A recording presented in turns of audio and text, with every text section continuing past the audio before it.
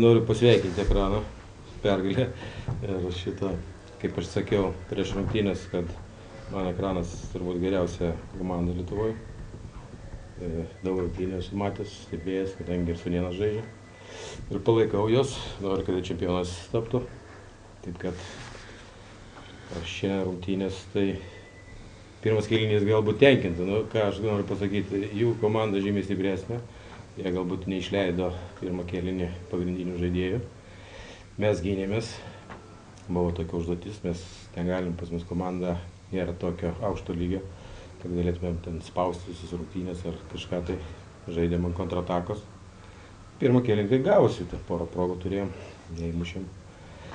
Aišku, po to, kai ekranas pakeitė žaidėjus, įleido šviežius ir geresnius imkim, o mums teko pakeisti ir silpnesnius įleisti ir tai įtakoja rezultatą. Aišku, kaip man turbūt pirmą kartą gyvenime tai buvo, ir liko 15 minučių, aš jau norėjau, kad mes prasileistumėm greičiau golą. Nes galvoju, dar jeigu 30 minučių reikės žaisti, tai iš vis numirsim. Matėt, tai iškrito, ką reiškia. Jie vis tiek aukštesniam lygiai žaidžia, pasiruošę yra. Jie norėjo per save perlipti ir įrodyti, galbūt ir sužais gerai. Bet fiziniais kondicijos neleidžia, pradeda kojas traukti, vienam blauzdą, kitam šlaunis, viskas, aišku, į tą žaidėją iš karto pasiderino visus žaidimus. Šiaip tai, šis stebuklas būtų buvęs, jeigu mes kažką tai būtų ten. Jie geresni, jie komanda profesionali, mes irgi ten treniruojamės 2-3 kartus į savaitę, tai čia irgi atvažiuoja, nesvažiuoja. Sezono galas yra, mums dar rungtynės yra šeštadienį su Atletė, nors jau antrą vietą, bet dar Real žaidžia, jeigu jie ten prarastų taškus, nors lygiai dar perlušimas, galim surinkti lygiai taškų. Tai va, taip, vyrams padėkoju, viską kojas. Kiek jie galėjo, tiek aš galvoju, kad jie geriau sužais negalėjo. Nu, sakant, važiuojant čia, jeigu kad ir ekranas žaidžias, mes ten praloštumėm 5-6-0, tai sakytų į vienus vartus žaidė, tai būtų patiems nemalonu važiuotumėm. Aš skaitau, kad mes sužaidėm aukščiau savo galimybių, o ekranas parinktą laimėjo. Gal nors trenerių žinote apie Pedro traumą, kiek nerimta? Aš sakau, ten supraskit vieną dalyką, jie ne dvikovasi, ten niekas neužėjo nieko, jie traumas gavo bėgdami, įsikraudami, reiškia neparuošti, nesame mes fiziškai taip pasiruošę. Jeigu mes pradėjom, surinkom komandą kovo mėnesį, visos komandos pradeda sausio mėnesį. Mes negalim tokiam tempė žaisti. Ir mes vienas rungtynės, mes galim. Jie tai žaidžia, jiems visą laiką reikia visos rungtynės, viską išeiti ir sukovoti. Kaip sakant, greičiai visi kiti, mes vienas rungtynės ir mes jau išmėlim. Įsivaizduokite, jeigu čempionatas būtų reikėtų žaidėm su ekraną, kitą šeštadienį važiuoti į Sūduvą. Tai viskas, mes su tokia komanda, kaip, čia nėra ko lyginti, čia yra sako, du kalibrai, ne vienodo kalibro komanda. Po pirmų 45 žaidimo minučių komandos rūbiniai, ką kalbėti su komandos žaidėjais? Kokie buvo nurodymai? Nurodymai buvo tada žaisti tą patį futbolą, gintis, padėti viens kitam, nedaryti klaidų. Mes matėt irgi net mažai tą gynėme, kontroliavom kamuolį, stengiamės išmušti į priekį, ieškojom priekį, ten, kad suklys kažkokią klaidelį, viską. Mes negalim prieš juos, jie ir greitesni viską. Kaip, paanalizavom kitas klaidas, ką padarėm prie šiem žaisti. Daug ką ten pakalbėsi, kada komanda yra galva aukštesnė, neprikalbėsi.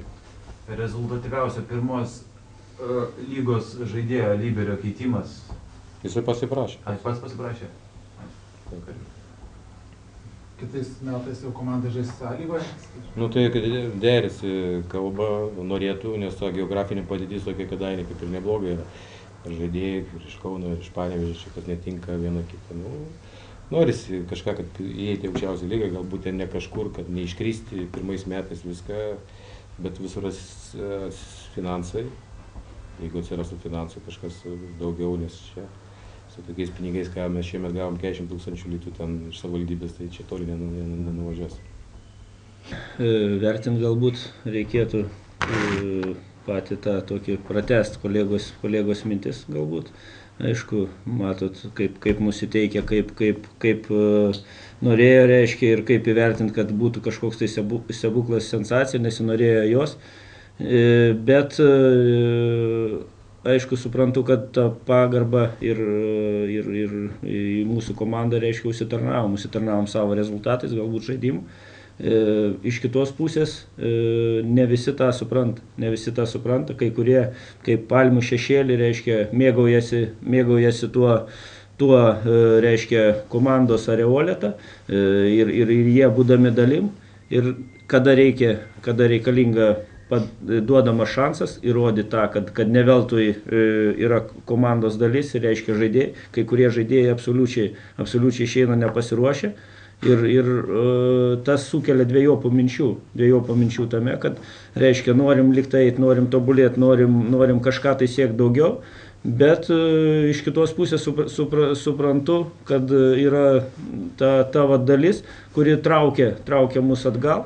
Ir kas keisčiausia ir kas įdomiausia, kad, reiškia, tie silpnybės tos ar tas va nesugebėjimas pasireiškia ne rungtynėse, sakykime, su BT, o rungtynėse su Kėdainių Nevėžiu, kur reikalinga kurti, reikalinga žaisti, reikalinga demonstruoti. Nieko kažko tai super sudėtingo, reiškia, oponentai leidžia ir iš paskutinio, aišku, kaunasi, bet ne tie oponentai, ant kurių turėtume mes barjeras, ant kurio turėtume, reiškia, neperžengti. Va, tai man labai keista ir sakau, ir skaudu yra tas dalykas, tą reikia pripažinti. Aišku, šios dienos rezultatą. Aišku, kitaip apie pergalę, aišku, nieks ir Kėdainiai, ir visi turbūt aplinkui nebuvo net šnekos kitos. Bet tas, vat, kaip klostėsi tos visos rungtynės, kada reikėjo ir visus įkeitimą išleisti, reiškia, ir Kučį, ir Tomkevičių, ir Marko Andelkovičius lošė daugiau negu buvo planuota. Tai paseka to, kad Kėdainiai kovingai, reiškia, didvyriškai stengiasi žaisti, reiškia, nedaugiau. Bet mes per pirmą kėlinį nesugebėjom, praktiškai Kėdainiai galbūt turėjo net geresnius momentus prie mūsų vartų.